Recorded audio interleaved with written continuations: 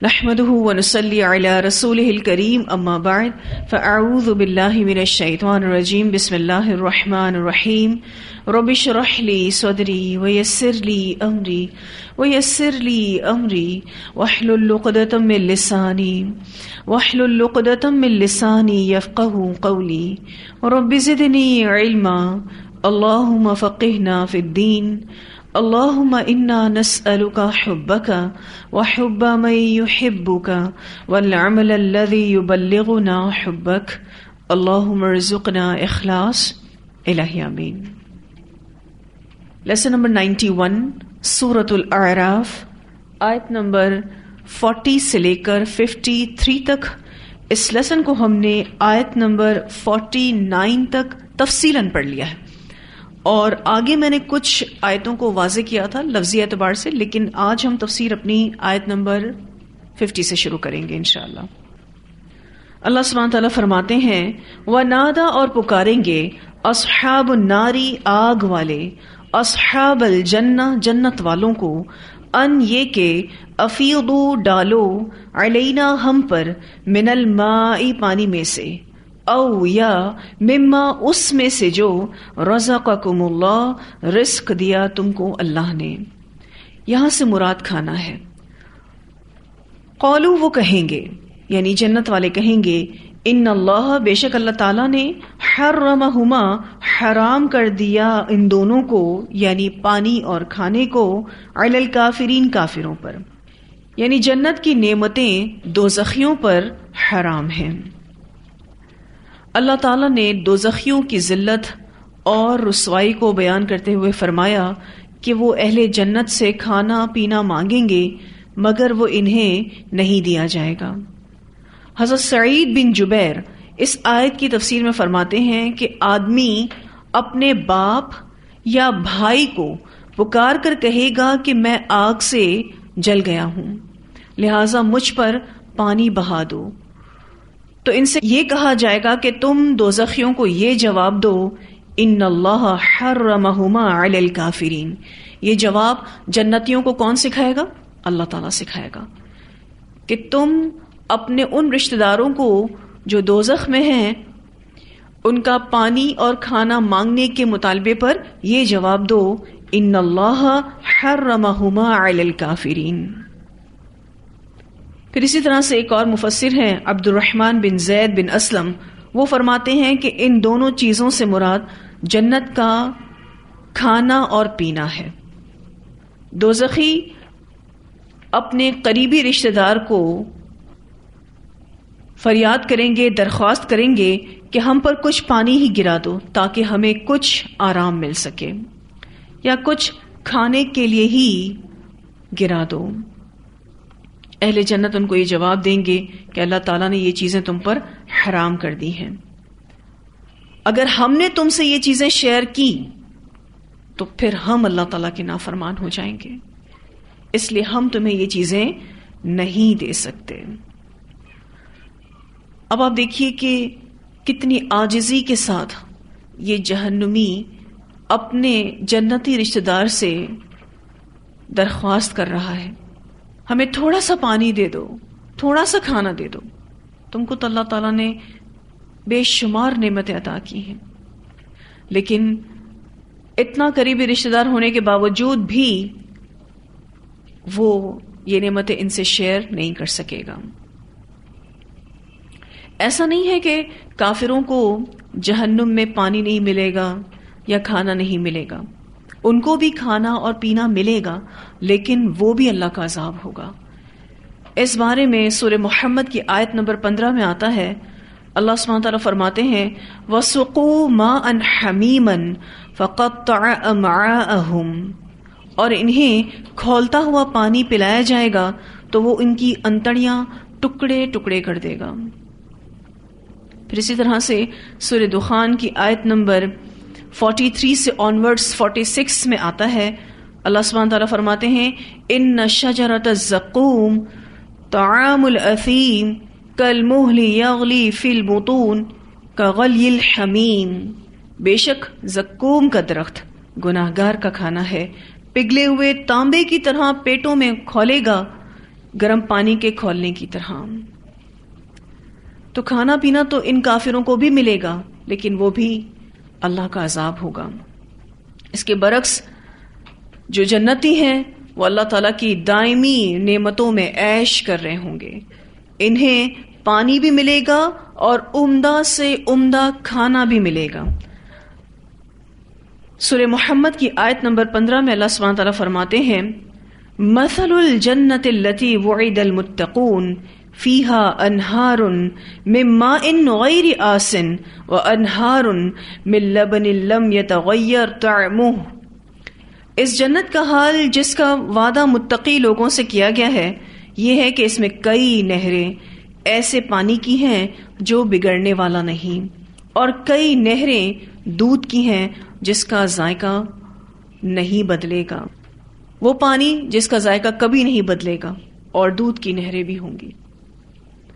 اور اللہ سبحانہ تعالیٰ نے یہاں یہ بتایا کہ دودھ کا ذائقہ بھی کبھی نہیں بدلے گا۔ پھر اسی طرح سے اللہ سبحانہ تعالیٰ سورۃ الحج آیت نمبر 50 میں فرماتے ہیں فَالَّذِينَ آمَنُوا وَعَمِلُوا الصَّالِحَاتِ لَهُم مَغْفِرَةٌ وَرِزْقٌ کریم۔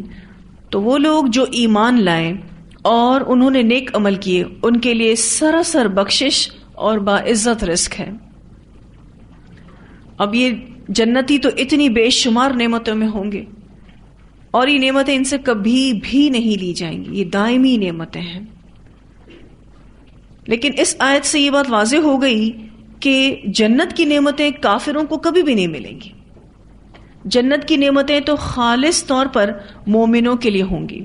اس بات کو ہم سورۃ الاعراف کی آیت نمبر 32 میں پڑھ آئے ہیں قُلْ مَنْ حَرَّمَ زِینَةَ اللَّهِ الَّتِي أَخْرَجَ لِعِبَادِهِ وَالطَّیِّبَاتِ مِنَ الرِّزْقِ قُلْ هِیَ لِلَّذِینَ آمَنُوا فِی الْحَیَاةِ الدُّنْیَا خَالِصَةً یَوْمَ الْقِیَامَةِ کَذَلِکَ نُفَصِّلُ الْآیَاتِ لِقَوْمٍ یَعْلَمُونَ۔ کہ قیامت کے دن یہ نعمتیں کن کے لیے خالص ہوں گی؟ صرف اور صرف ایمان والوں کے لیے۔ اب اللہ تعالیٰ اتنی سخت سزا ان کو کیوں دے گا؟ آگے اس کی وجہ بتائی جا رہی ہے۔ الذین، وہ لوگ اتخذوا، جنہوں نے بنا لیا دینہم، اپنے دین کو، لہوا و لعبا، شغل اور کھیل۔ لہون کہتے ہیں فارغ وقت کے کھیل کو۔ جنہوں نے اپنے دین کو شغل اور کھیل بنا لیا، یعنی آپ یوں دیکھیے کہ یہ جو کفار ہیں بیسیکلی ان کا روز آخرت پر تو ایمان ہے نہیں، اس لیے ان کی جو زندگی ہوتی ہے اس میں بڑا نان سیریس ایٹیٹیوڈ ہوتا ہے۔ اللہ سبحانہ تعالیٰ پر ان کا ایمان نہیں ہوتا، اس وجہ سے ان کی زندگیاں کھیل تماشا بن جاتی ہیں۔ جو انسان روز آخرت پر اور اللہ کے سامنے جواب دہی کا یقین نہیں رکھتا، اس پر اس کا ایمان ہی نہیں، اس کی زندگی کا مقصد دنیا کی عیش و عشرت حاصل کرنا ہے، جس پر جائز یا ناجائز طریقے سے وہ مال کماتا ہے اور اس کو کوئی پریشانی نہیں ہوتی۔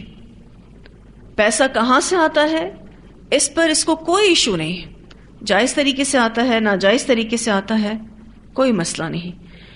اس کی نظروں میں صرف دنیا ہوتی ہے، اور دنیا اس کے لیے صرف اور صرف تفریح کی جگہ ہے، اور وہ آخرت کو بالکل فراموش کر چکے ہوتے ہیں۔ اللہ سبحانہ تعالیٰ فرماتے ہیں یہ وہ لوگ ہیں جنہوں نے اپنے دین کو کھیل تماشا بنا لیا۔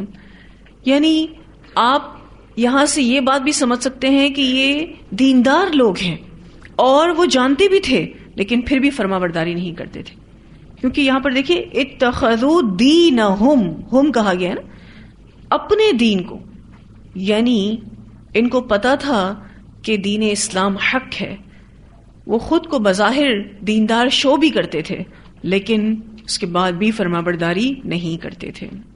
انہوں نے اس دین کو فارغ وقت کا شغل بنا رکھا تھا۔ دین کو شغل کیسے بنایا جاتا ہے؟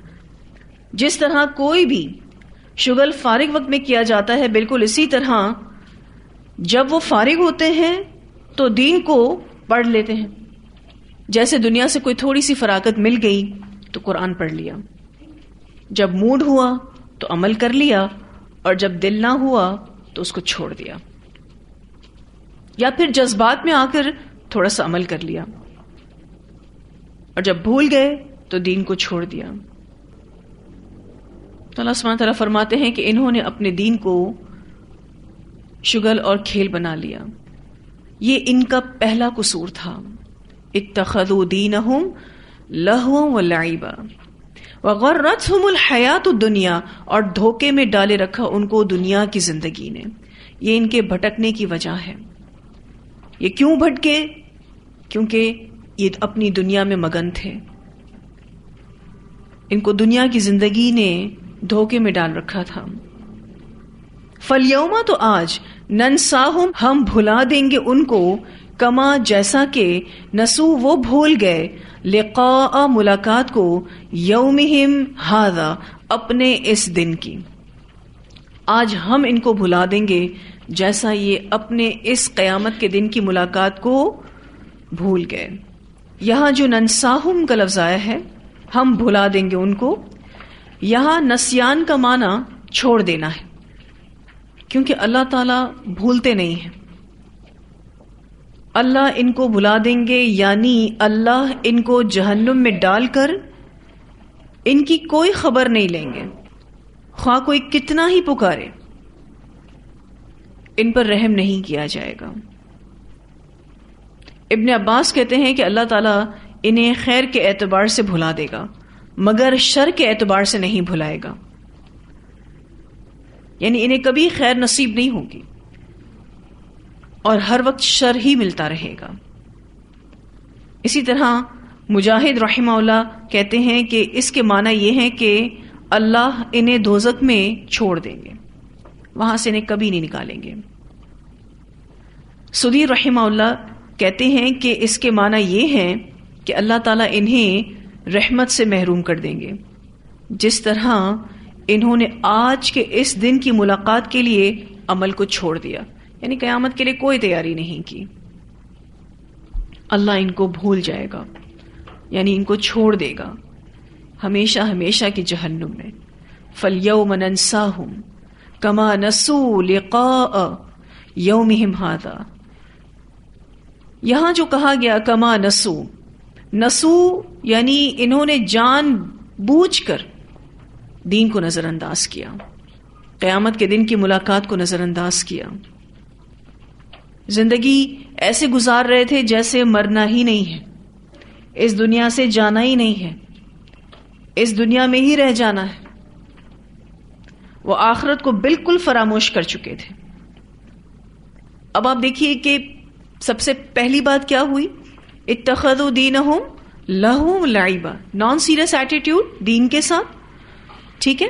پھر اس کے بعد بتایا گیا کہ کیوں یہ نان سیریس ایٹیٹیوڈ تھا، وجہ بتائی گئی، ٹھیک ہے۔ پھر ان کا دوسرا قصور بتایا گیا کہ یہ قیامت کے دن کی ملاقات کو بھول گئے، یعنی انہوں نے آخرت کو فراموش کر دیا، اللہ کے سامنے جواب دہی کو یہ بھول گئے، زندگی ایسے گزار رہے تھے جیسے کبھی مرنا ہی نہیں ہے۔ آج آپ دیکھیں تو شادیوں کے موقعوں پر یہ کہہ کر بہت کچھ غلط کیا جاتا ہے کہ ہمیں اپنے بچوں کی خوشی پیاری ہے، یا شادی کا موقع بار بار نہیں آتا، یا پھر ہماری گھر میں چلتی نہیں ہے، ٹھیک ہے۔ تو یہ سارے جتنے بھی عذر بہانے انسان دیتا ہے، کل اسے اللہ تعالیٰ کو جواب دینا ہے۔ اللہ تعالیٰ فرماتے ہیں فَالْيَوْمَ نَنْسَاهُمْ كَمَا نَسُوا لِقَاءَ يَوْمِهِمْ هَذَا۔ پھر اللہ سبحانہ تعالیٰ فرماتے ہیں وَمَا كَانُوا، اور جو تھے وہ بھی آیاتنا، ہماری آیات کے ساتھ، یجحدون، انکار کرتے۔ یہ ان کا تیسرا قصور ہے کہ یہ جانتے بوجھتے اللہ کی آیات کا انکار کرتے ہیں۔ آج ہم میں سے جتنے بھی لوگ واقعی سیریسلی قرآن پڑھ رہے ہیں اور عمل کرنے کے لیے قرآن پڑھ رہے ہیں، تو ان کے لیے ضروری ہے کہ وہ اپنے اللہ سے اپنا کنیکشن مضبوط رکھیں، کیونکہ اللہ تعالیٰ آپ کو اور مجھے عمل کی توفیق دیتا ہے، ورنہ دنیا اتنی زیادہ رنگین ہے کہ آپ اس میں ٹریپ ہو سکتے ہیں، وہ آپ کو اپنی طرف کھینچ سکتی ہے.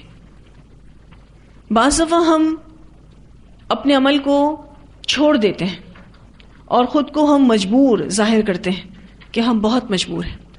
لیکن جب کوئی شخص مجبور ہوتا ہے تو مجھے بتائیے کہ کیا اس کا چہرہ اور اس کا ایٹیٹیوڈ یہ بات نہیں بتاتا کہ میں مجبور ہوں؟ ایک کام جو خوشی کے ساتھ کیا جاتا ہے، اطمینان کے ساتھ کیا جاتا ہے، وہ بھی چہروں سے عیاں ہوتا ہے، اور ایک کام جو مجبوراً کیا جاتا ہے، کراہت کے ساتھ کیا جاتا ہے، زبردستی کیا جاتا ہے، تو وہ بھی چہروں سے عیاں ہوتا ہے. اور بعض دفعہ ہم اپنے آپ کو مجبور تو شو کرتے ہیں لیکن ہم ہوتے نہیں. بالفرض جیسے کہ میں نے آپ سے ابھی ذکر کیا کہ چھوٹی چھوٹی خوشیاں جب اللہ ہمیں دیتا ہے تو ہم اس میں نافرمانی کرتے ہیں اور اپنی خوشیوں کو ان نافرمانیوں سے آلودہ کرتے ہیں. پھر اللہ تعالیٰ ہمیں بڑی بڑی خوشیاں دیتا ہے.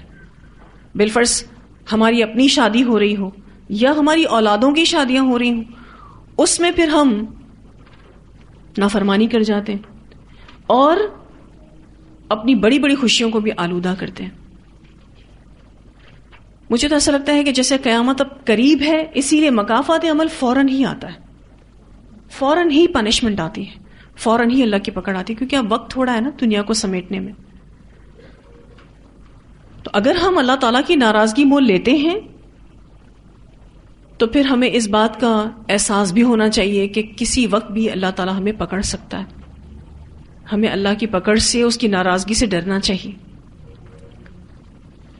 اور یہ بات یاد رکھیے گا کہ آپ کا اپنا عمل اگر اس پر کوئی زبردستی نہیں کرتا تو جواب دہ ہیں آپ.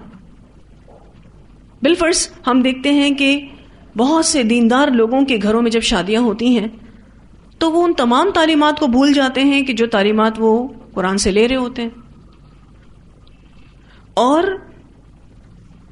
کیا ظاہر کرتے ہیں کہ ہم مجبور ہیں. چلیں بسا اوقات ہم دوسروں کے عمل کے تو ذمہ دار نہیں ہیں، لیکن ہم اپنے عمل کے تو ذمہ دار ہیں.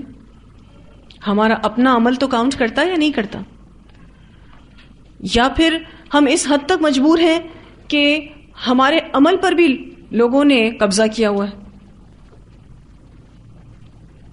اور اگر مجھ سے کوئی کام زبردستی کروایا جائے تو لازماً میرا چہرہ، میری آنکھیں بتائیں گی کہ یہ کام میں نے زبردستی کیا ہے، خوشی کے ساتھ نہیں کیا.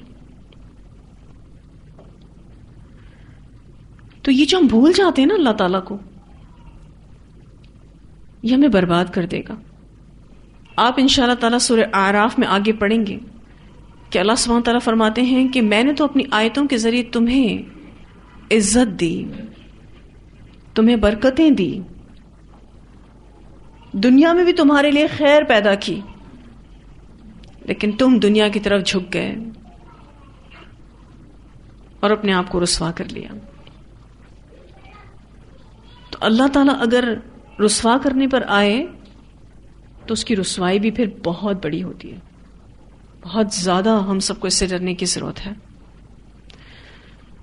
اور ہمارا ایمان اتنا مضبوط ہونا چاہیے کہ ہمیں اللہ کے آگے کوئی بھی پیارا نہیں ہونا چاہیے، نہ ہمارا اپنا آپ، نہ ہمارے گھر والے، اور نہ ہمارے رشتہ دار، نہ ہمارے دوست احباب. کیوں؟ کیونکہ آپ دیکھیں ان آیتوں میں کیا بات ہو رہی ہے کہ جب قریبی رشتہ دار بھی دوزخ میں چلا جائے گا تو جنتی رشتہ دار اس کو کچھ بھی نہیں دے گا. دے گا؟ کچھ بھی نہیں دے گا. اور کتنا بڑا جملہ اس سے کہلوایا جائے گا کہ میں تم سے یہ شیئر نہیں کر سکتا کیونکہ یہ چیزیں تم پر حرام کر دی گئی ہیں. کتنا بڑا جملہ. اور یہ جو آخری قصور اللہ تعالیٰ نے یہاں بتایا نا کہ وما کانوا بآیاتنا یجحدون، اس سے کیا بات پتہ چلتی ہے کہ انسان جانتے بوجھتے انکار کرتا ہے. وہ عمل کر سکتا ہے لیکن پھر بھی نہیں کرتا.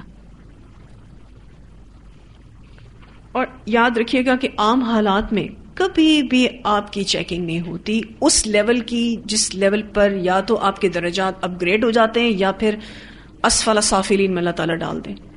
یہ ہوتی ہے بہت اسپیشل موقعوں پر جب آپ کے گھر میں کوئی غم آ جائے تب اللہ آپ کو چیک کرے گا، جب آپ کے گھر میں کوئی خوشی آ جائے تب اللہ تعالیٰ آپ کو چیک کرے گا. کبھی اللہ آپ کو نعمت دے کر چیک کرے گا اور کبھی آپ سے نعمت لے کر چیک کرے گا. یہ ہوتے ہیں اسپیشل موقع جس پر عمل کو سنبھالنے کی ضرورت ہوتی ہے. آپ کو یاد ہوگا ہم نے سورہ آل عمران میں ایک دعا پڑھی تھی، ربنا لا تزغ قلوبنا بعد اذ ہدیتنا وہب لنا من لدنک رحمہ انک انت الوہاب، کہ اللہ تعالیٰ تو میرے دل کو ٹیڑھا نہیں کرنا، بعد اذ ہدیتنا، اس کے بعد کہ تو نے مجھے ہدایت دے دی ہو. کیونکہ اس کے بعد جو پلٹنا ہوتا ہے نا وہ بہت خطرناک ہوتا ہے، بہت زیادہ خطرناک ہوتا ہے. اسی لیے ہمیشہ اہل علم یہ دعا کرتے ہیں.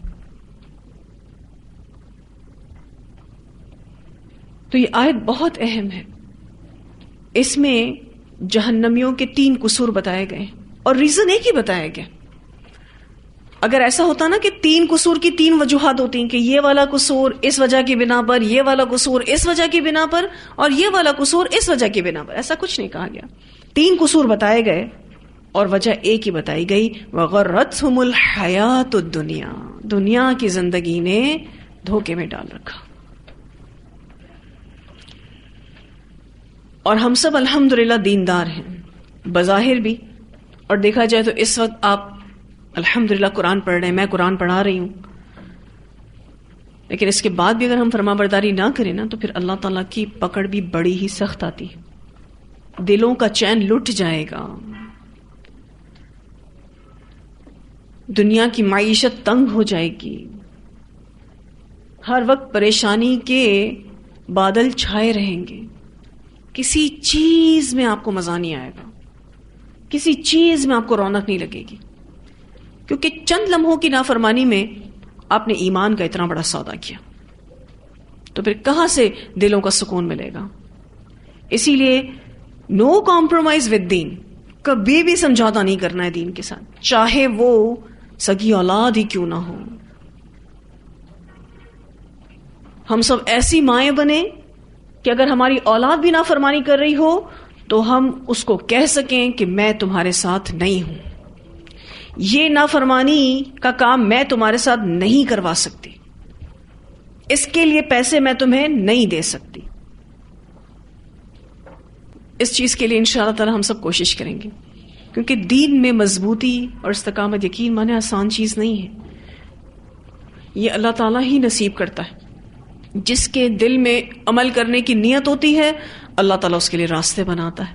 لیکن جو لوگ کمپرومائزنگ ہوتے ہیں پھر وہ آس پاس کے جتنے بھی شیطانی تسلط ہوتے ہیں ان کے زیر اثر آ جاتے ہیں. اگر ہم اللہ کے راستے پر چلنے والے ہوں گے تو اللہ ہمیں سلطان مبین عطا کرے گا.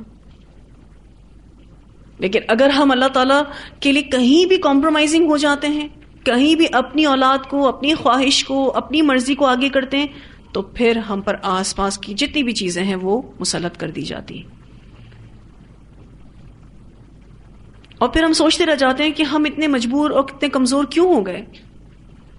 تو اس کا جواب یہ ہے کہ ہمارا اپنا عمل جب کمزور ہوتا ہے تو پھر آس پاس کی سرکش قوتیں ہم پر حاوی ہو جاتی ہیں.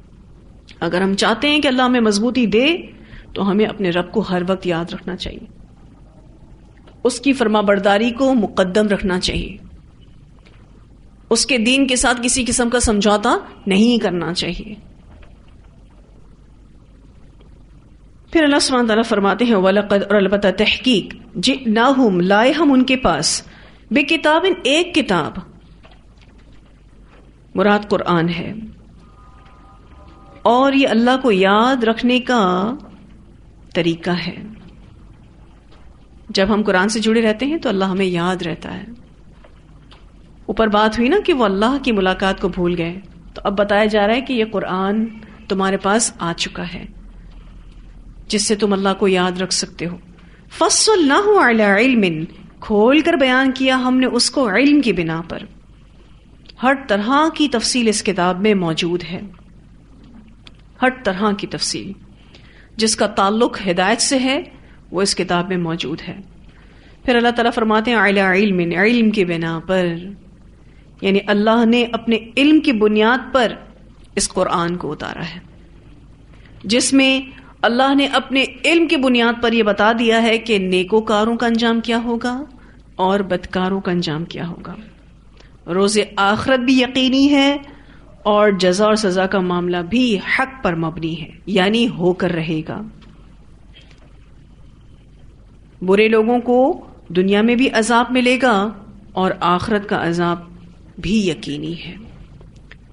تو اللہ سبحانہ تعالیٰ فرماتے ہیں فَصَّلْنَاهُ عَلَىٰ عِلْمٍ، ہدن جو ہدایت ہے، جو بھی اس قرآن کو تھامے رکھے گا اس کو دنیا میں ہدایت ملتی رہے گی، اللہ کی طرف سے رہنمائی اسے ملتی رہے گی۔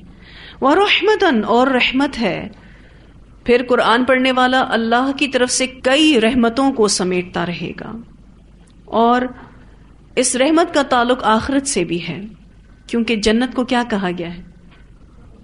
انتی رحمتی، جنت کو اللہ تعالیٰ نے اپنی رحمت کہا ہے، تو رحمت کا تعلق دنیا سے بھی ہے اور آخرت سے بھی ہے۔